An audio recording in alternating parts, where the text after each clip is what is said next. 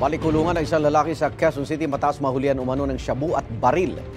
Aminado ang suspect na sa kanya ang baril pero yung powder, hindi raw shabu, kundi tawas na panggamot daw sa kanyang paa.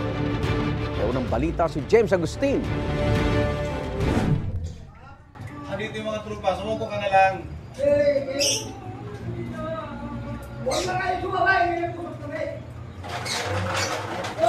Hoy!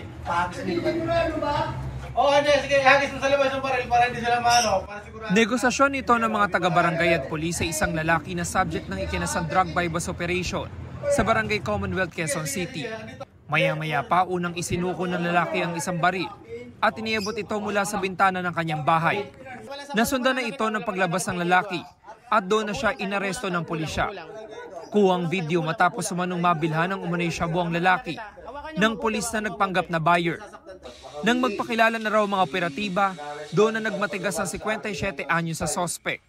Pag sabi namin na ganun, doon na siya nagbanta na hindi siya susuko dahil yung bahay niya ay saradong-sarado.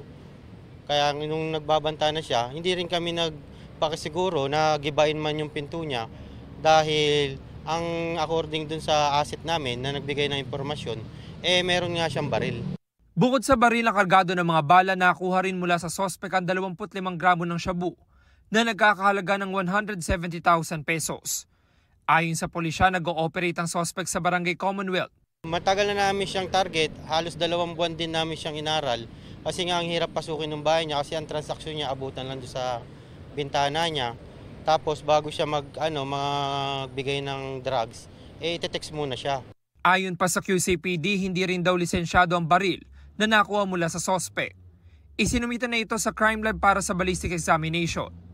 Ikatlong beses nang makukulong ng sospek matapos mahuli noon dahil din sa kasong may kinalaman sa droga.